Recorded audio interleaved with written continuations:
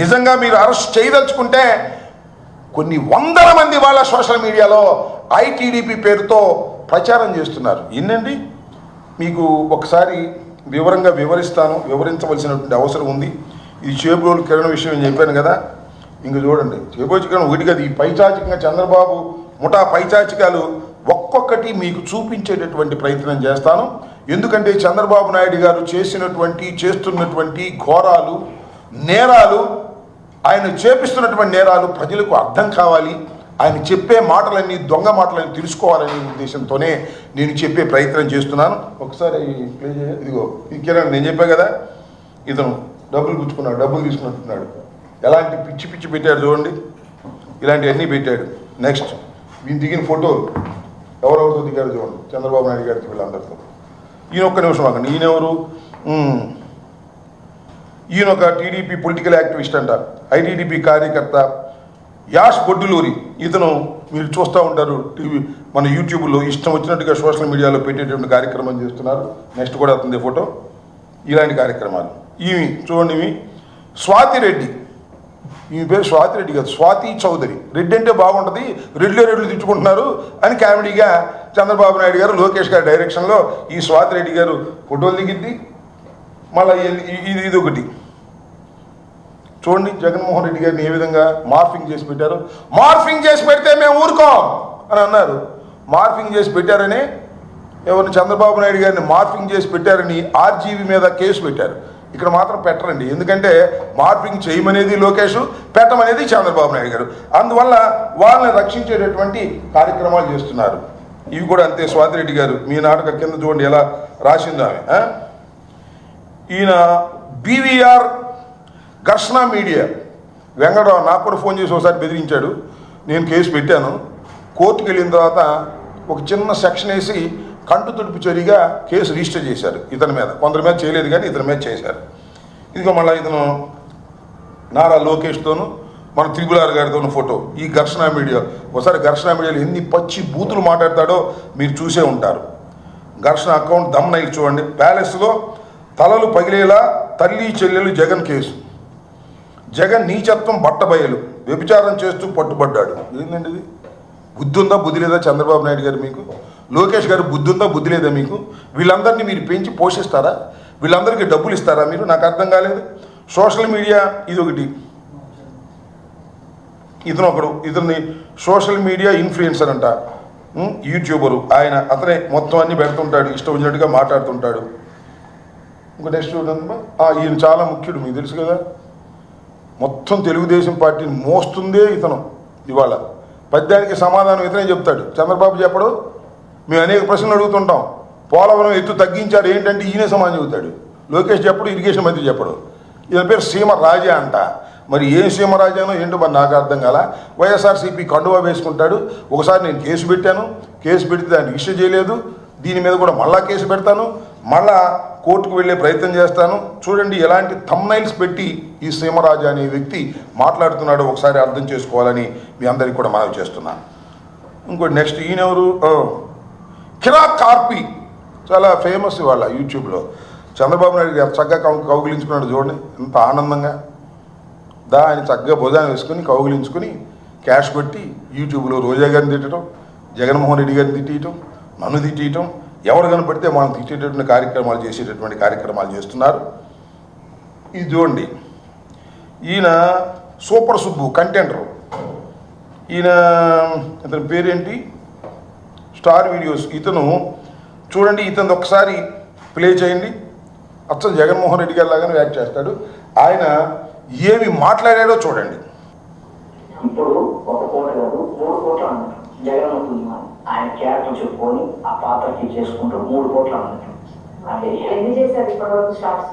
2000 చేస్తుంటాం. 2000 చేసాం. 1 year లో ఇంకా ఎక్కువ చేసాం. ఇంగ్లీష్ లోకేష్ బాబు గారు కూడా మాట్లాడారు. ఏమన్నారు? తెల్ల షర్ట్ వేసుకుని ఒక తమ్ముడు జగన్ మాదిరిగా బాగా చేశారు. ఆయన అలాగే అసలు యాస్టీజ్ ప్రత్యేకంగా చేశారు. నాకు చాలా అనిపించింది అతను చూస్తుంటే. షర్మిల గారు మాట్లాడారు, ఒక తెల్ల షర్ట్ వేసుకున్న ఒక అబ్బాయి చాలా అంటే తెల్ల షర్ట్ కనిపించింది వాళ్ళకి. మొహం కూడా కనిపించింది. నేను జగన్మోహన్ రెడ్డి గారి లాగా నటిస్తాడు.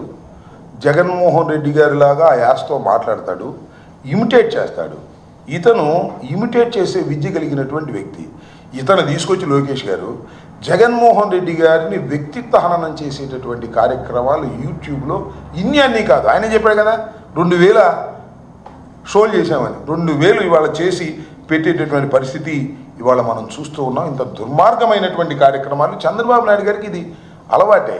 ఎందుకంటే ఎదుటి వారిని వ్యక్తిత్వ హననం చేసేటటువంటి కార్యక్రమం చేయటం అనేది చంద్రబాబు నాయుడు గారికి వెన్నతో పెట్టినటువంటి విద్య. ఎవరైనా స్త్రీలను ఏమనంటే సహించేది లేదు. పొద్దున్న లేచిన దగ్గర నుంచి వీళ్ళ చేత తిట్టిస్తాడు. ఆయన మాత్రం చక్కగా భగవద్గీత శ్లోకాలు చదివినట్టుగా చదివేటటువంటి దుర్మార్గమైన కార్యక్రమాలను నారా చంద్రబాబు నాయుడు గారు చేస్తున్నటువంటి విషయాన్ని కూడా ఇక్కడ మనం గుర్తుపెట్టుకోవాలని కూడా ఈ సందర్భంగా మనవి చేస్తున్నాం.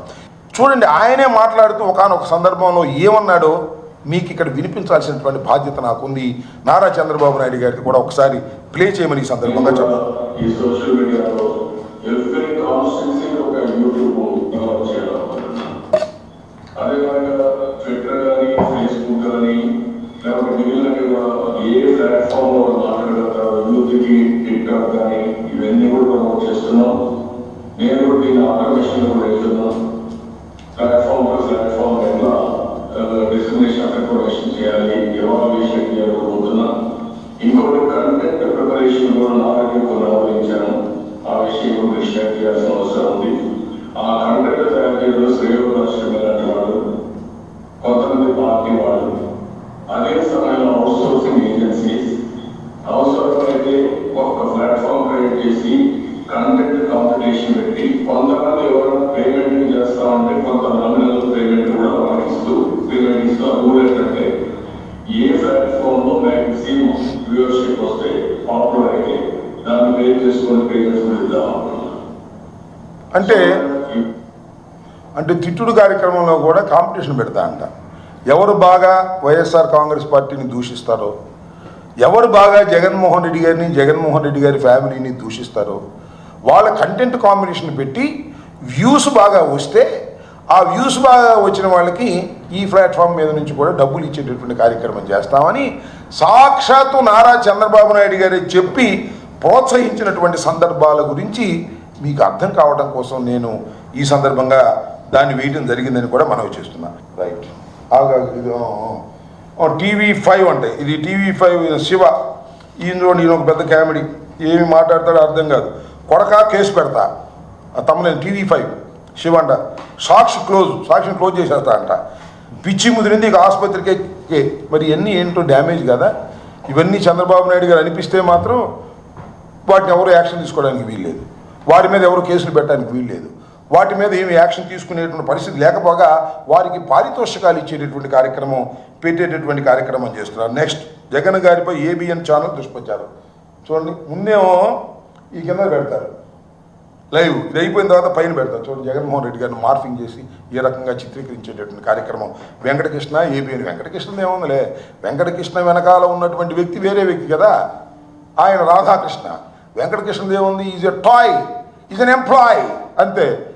రాధాకృష్ణ గారు నడుపుతారు, రాధాకృష్ణ గారు నడిపే విధంగా చంద్రబాబు నాయుడు గారు వారికి ప్రోత్సాహాలు ఇస్తాడు, గవర్నమెంట్లో పనులు చేపిస్తాడు, ఆయనకి డబ్బులు దండుకునే కార్యక్రమం చేస్తాడు, ఆయన పెడతాడు. టచ్ చేసి చూడు చొక్కా, ఇదిగో చూడండి ఎలా దుర్మార్గంగా జగన్మోహన్ రెడ్డి గారిని, మాజీ ముఖ్యమంత్రి గారిని చేసేటువంటి కార్యక్రమం. నెక్స్ట్ అదే ABN చూడండి, ఇదిగో రజనీ గారి మీద ఇష్టం వచ్చినట్టుగా పోస్టింగ్లు పెట్టేటువంటి కార్యక్రమం. ఇది ABN స్వయంగా ఉండి చేస్తున్నటువంటి కార్యక్రమాలు. ఈ చూడండి, TDP జగన్ గారిపై వాడిన పదజాలం, TDP అఫీషియల్ పోస్టులు, ఇవన్నీ కూడా TDP అఫీషియల్ పోస్టులు ఏ విధంగా మార్ఫింగ్ చేసి పెట్టారో.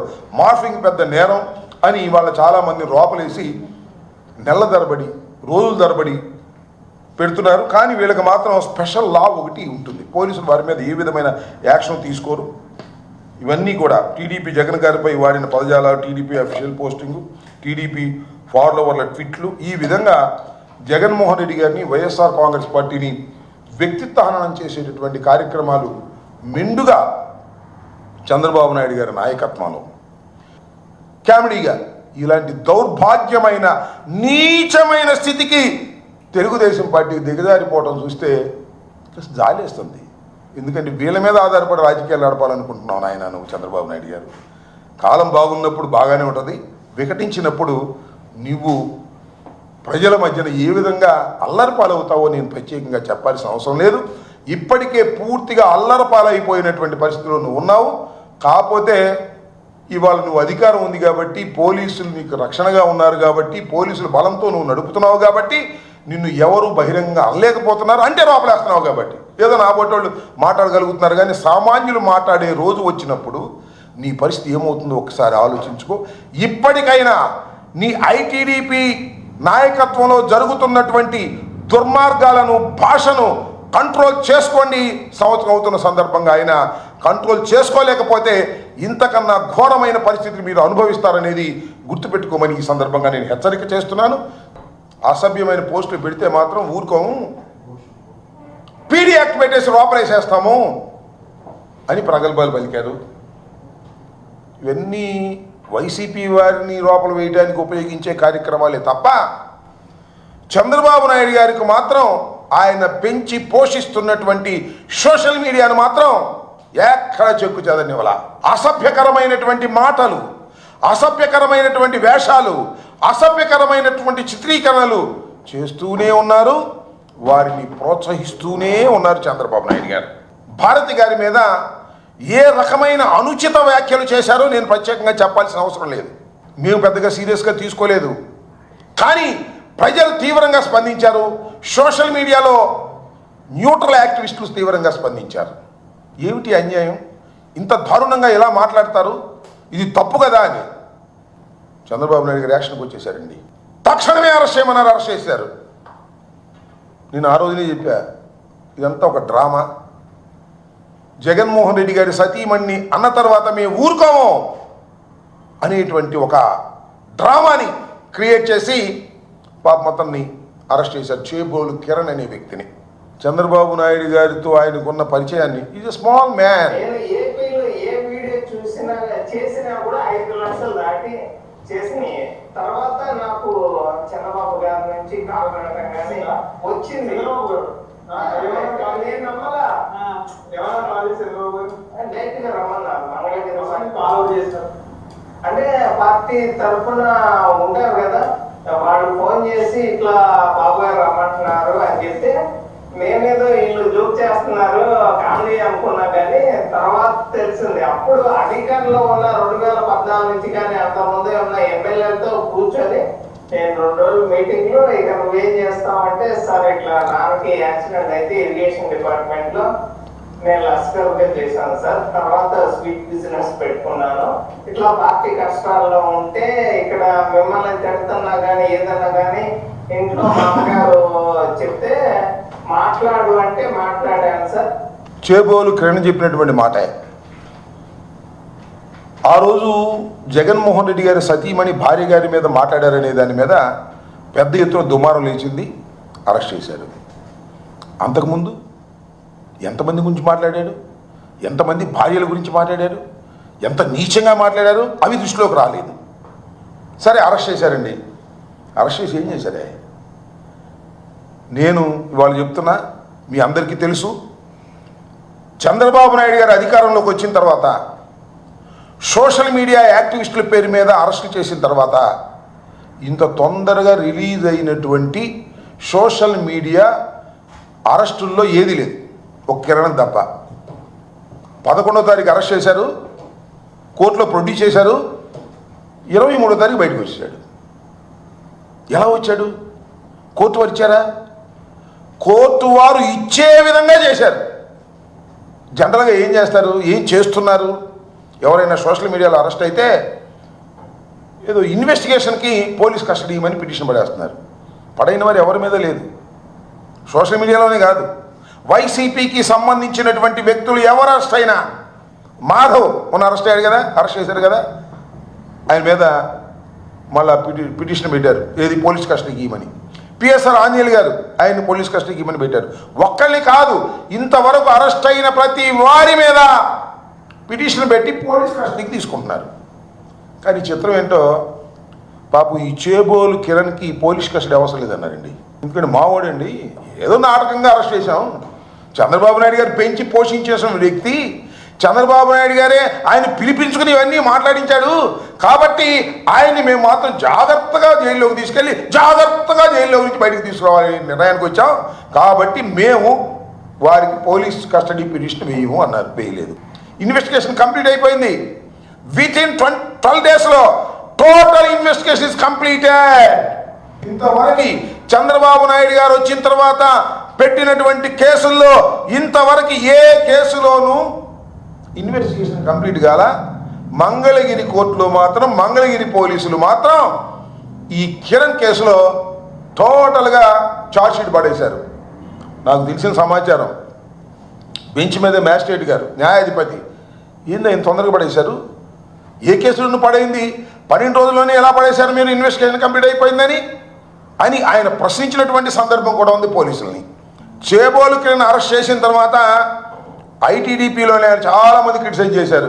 ఏమండి చంద్రబాబు నాయుడు గారు, మీరే తిట్టమంటారు, మేము తిట్టామనుకో మళ్ళీ మీరే లోపలేస్తున్నారు అని అంటే, లోపలేసడం కాదులే అంత ఉత్తుకి మళ్ళా విడుదల చేశాం కదా, మళ్ళీ మీ పని మీరు చేసుకోండి అనేటువంటి కాన్ఫిడెన్స్ ఇవ్వడానికి నారా చంద్రబాబు లాంటి విలన్ క్యారెక్టర్ వాళ్ళ ప్రయత్నం చేస్తున్నా లేదో ఆలోచించండి అయ్యా. నేను చెప్పేది